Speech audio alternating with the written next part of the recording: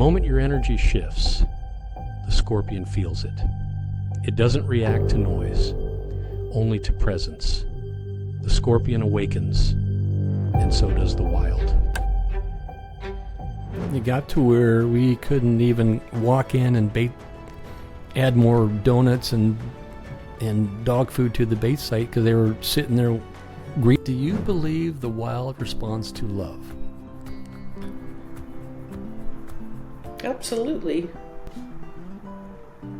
What being in the wilderness has taught me about being aligned with my alignment with nature, I think it's just having... So the old crusty one came in and sat back there and was hiding behind the barrel. And the whole demeanor changed. We realized there was a mama with a baby cub on the bait site, and watching their behavior, and a mother bear is more guarded with having a baby around than at any other. What your dad thinks about you going out with me bear baiting and hunting in the wilderness.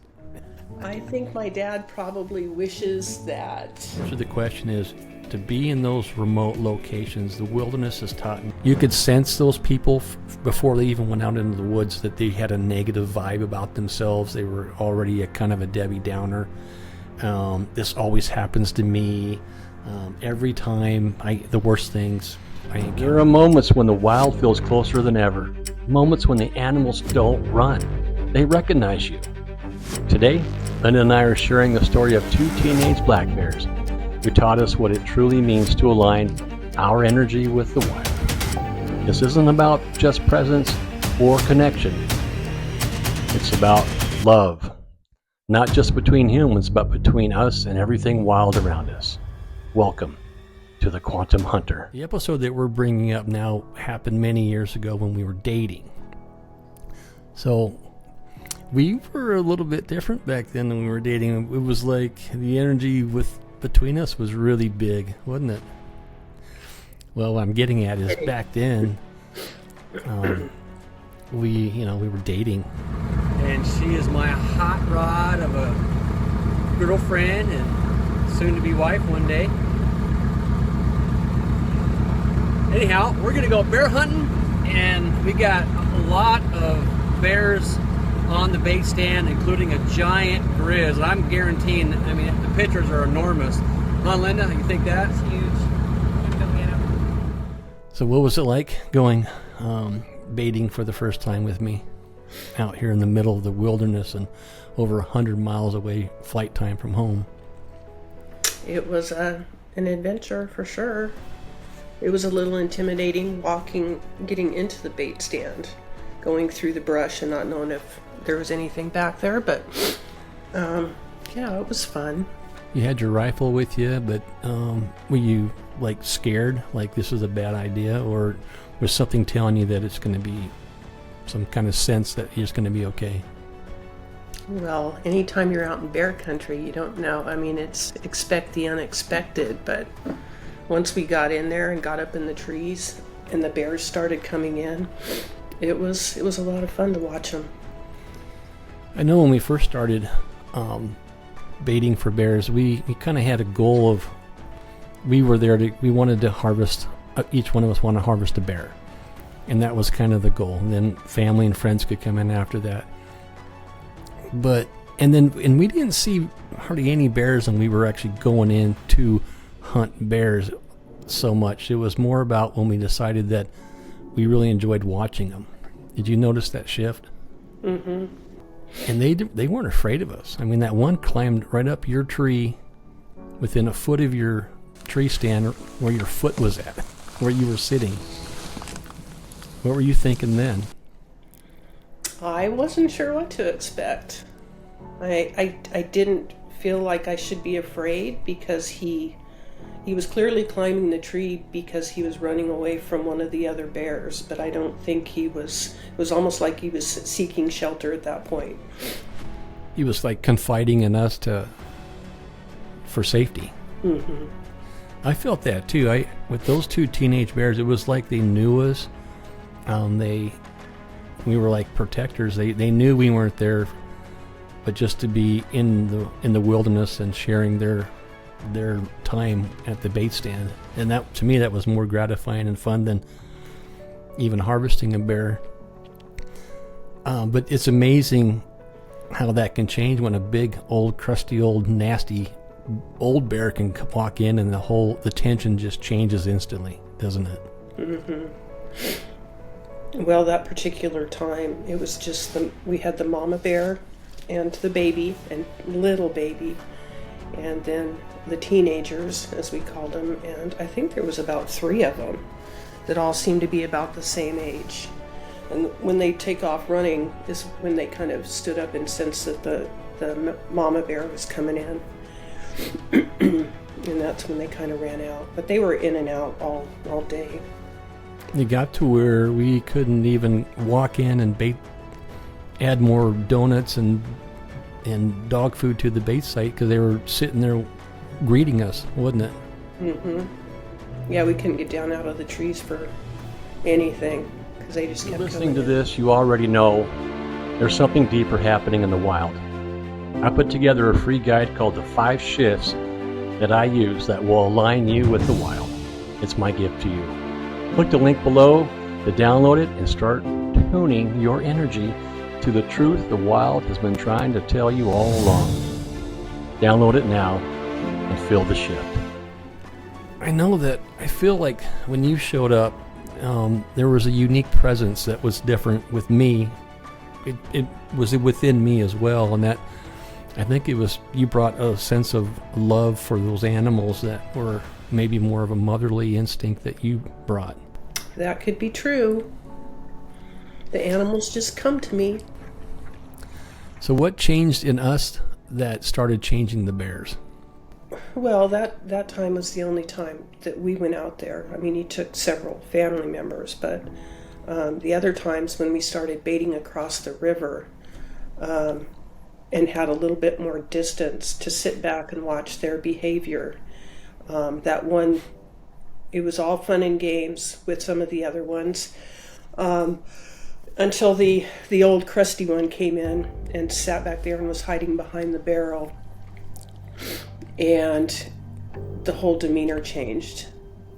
It went from just watching them play and watching their behavior to actually wanting to shoot the bear.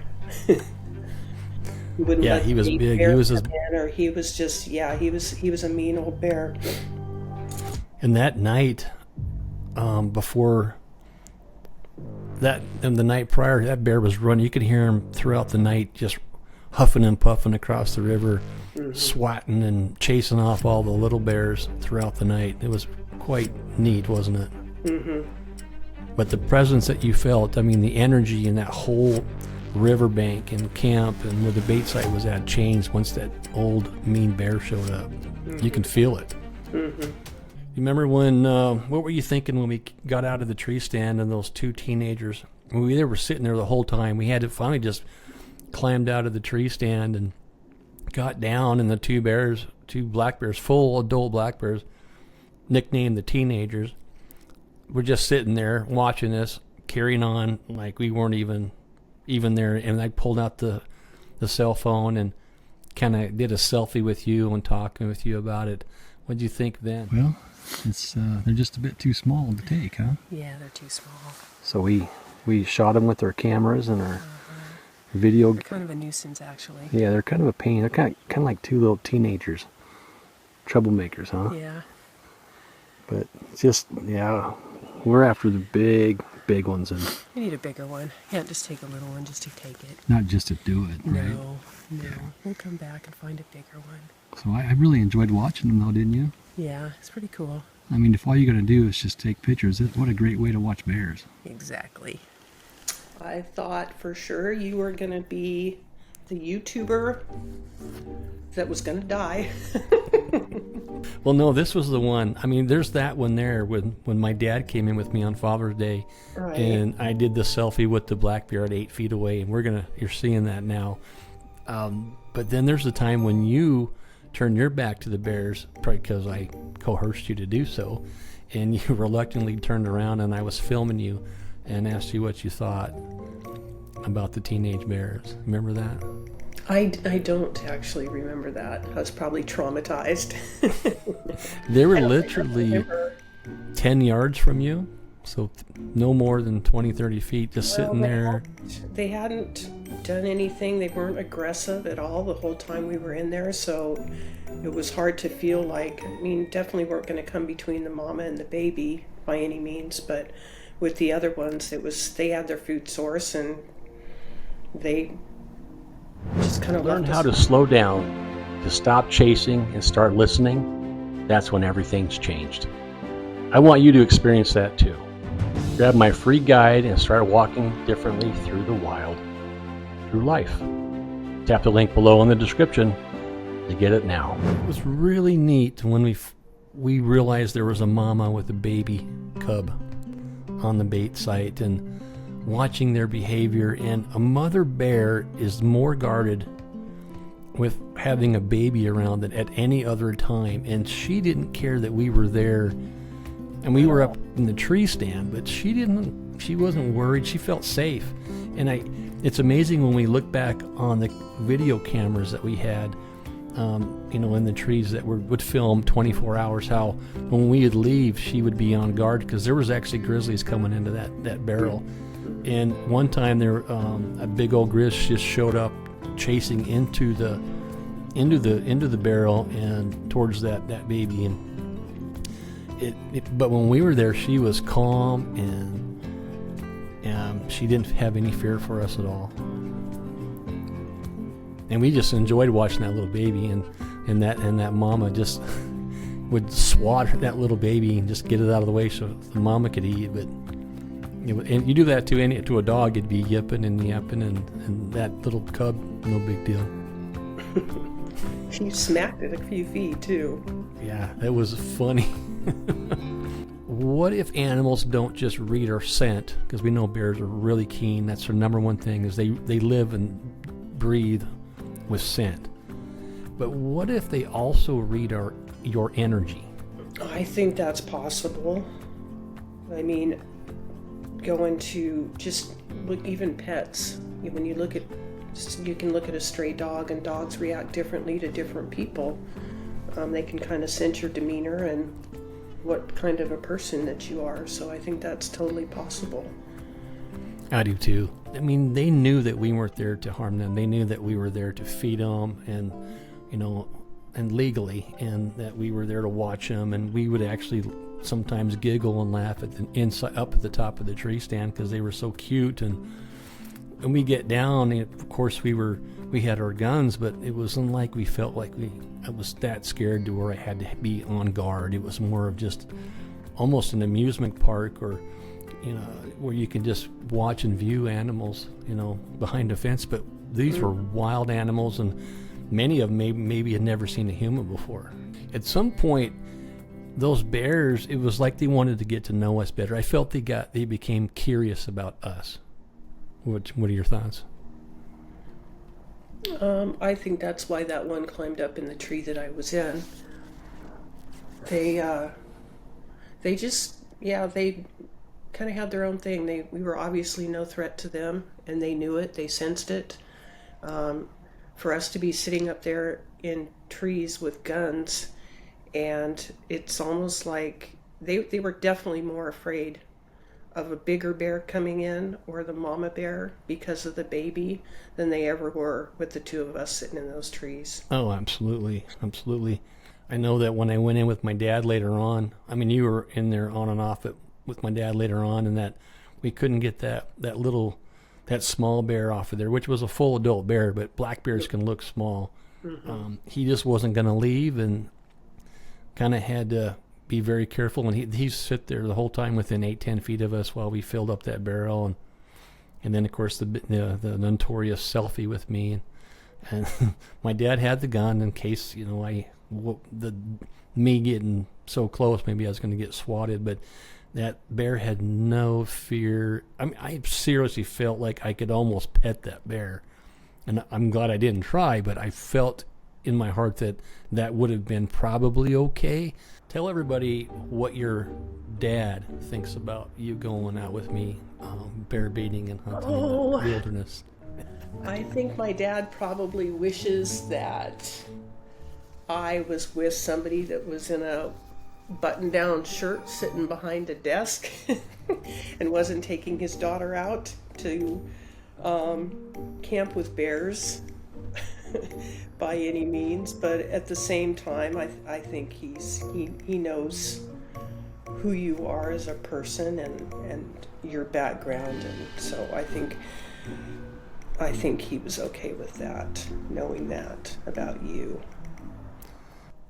We were never in the bait stand, obviously, when a grizzly was close, because I never felt that tension, that there was a danger in the field. And you can sense when there was danger. I know that many times when I was going in by myself, and I would let you know, hey, I'm going in by myself, and and I'd carry my gun, that there were times when I was telling you I felt kind of scared that something wasn't right, that there was actually a bear, a grizzly that was a mean one, and here I am by myself carrying food into that bait barrel, which is to attract bears, and we had those grizzlies coming into that bait barrel, and here I am going in alone day after day. Did you ever feel like that? There was a danger as we were walking in, that there might be that mean grizzly coming in? Not at that spot at all. And we've been in situations where you know that you can just feel that presence of that bear being somewhere in the vicinity. But not at that spot. We didn't that day. Yeah, because we were coming in and out so often, and you were flying in and out so often with different people. Maybe they just got used to people coming in and didn't think twice. When this episode ends, don't forget, if you feel the pull to go deeper, to walk lighter, listen harder, and connect on a level most never reach, download my free guide below. This is only the beginning, and your journey starts here. What being in the wilderness has taught me about being aligned with my alignment with nature, I think it's just understanding how lucky I am to be able to observe it and be there in such true wilderness like you and I have both been in, Linda. I mean, we have been very fortunate to not only get off the beaten path and off the road system, but hundreds of miles into true wilderness, no back roads, no hiking trails, nothing, no ATV, no way to get back to where we've been time and time again. And I mean, when you smell the air, it's as fresh and as clean as you could ever want. We've been places I believe no man has ever walked. We've seen bears that have never seen humans, moose that have never seen humans. So to answer the question is, to be in those remote locations, the wilderness has taught me to be calm, to be grateful, and to really appreciate the animals in their true habitat. And for me, that's alignment within myself when I'm standing on the riverbank at midnight and there's a full moon and the northern lights are coming over top. I'm just full of gratitude, and it's no other way to explain but just being grateful for life. What would you say to someone who thinks animals don't feel our energy? I think they absolutely feel your energy. Whether you're out in the wilderness hunting, if you've got that negative energy and you've put that out there, you're feeling sorry for yourself because you haven't seen a moose come in, that's generally kind of been the case with people that have gone out there and haven't been successful because they were negative the whole time and didn't go out there with a positive energy and attitude with those animals. It's with all animals. You can, like I said, I can go out in the backyard and attract all kinds of different animals in, whereas someone else that has a more negative energy about them, those animals aren't going to come in. They're not going to come in so you can feed them or do anything. We've proven that time and time again. Yeah, you're absolutely right. I mean, we've had a lot of people we've had to deal with about being positive out in the wilderness on their hunts and their adventures, and just telling them to stay positive and have the positive energy. And some of them were just negative the whole time, and they ultimately never were able to harvest anything but bad memories, and it just stuck with them like glue. And it was you could sense those people before they even went out into the woods that they had a negative vibe about themselves. They were already a kind of a Debbie Downer. This always happens to me. Every time the worst things I encounter, and they get out in the woods, and that's exactly what they experience. Isn't that correct? Mm-hmm.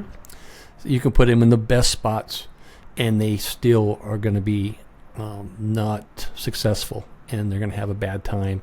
And I think that's the actual love and energy that Linda has brought into my life, which has gone into the wilderness, into the field, the bear baiting stands and the moose hunts. And prior to Linda, I would go bait bears, and there would never be a bear on the bait bait barrel, ever.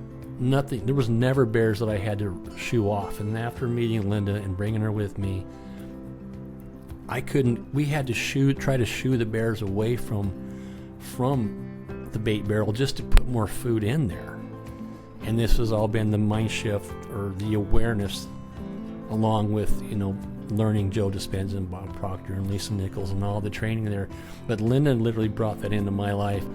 And it's actually gotten to the point where I told Linda, I said, I don't know if I think I'm pretty good on wanting to hunt anymore. I'm pretty good on that. And I think I enjoy seeing them now and experiencing their closeness and their true nature, and saying thank you for showing up, and I hope to see you tomorrow again. How about you? The same. We've been there and experienced that, and now it's nice to be able to just go out there and enjoy them in their own backyard, so to speak. It's their home, and watch them and learn from them, and it's just a pretty cool thing to do and to see. In closing on this, Linda, or baby, do you believe the wild responds to love? Absolutely.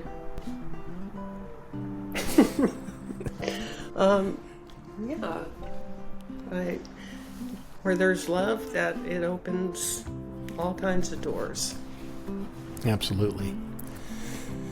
Well, I hope everyone that is watching this and is continued to watch this after the upload enjoyed this segment of my and my wife's encounters with these bears and all the footage that you've seen. Be sure to leave a comment down below and let us know what you thought. We really appreciate all the kind words. And what do you think about energy? What do you think about their response, animals' response to love? Is this a real thing, or do you think it's just all about they want the food and they want they can smell, and it's just back to primal instincts? Just leave a comment down below, and as always, we will be putting up more podcasts each week along with trailers for your enjoyment, and love the comments. Thank you for walking with us today into something deeper. The wild doesn't just see us, it feels us. And if you're ready to walk further, hit subscribe. This journey is just beginning.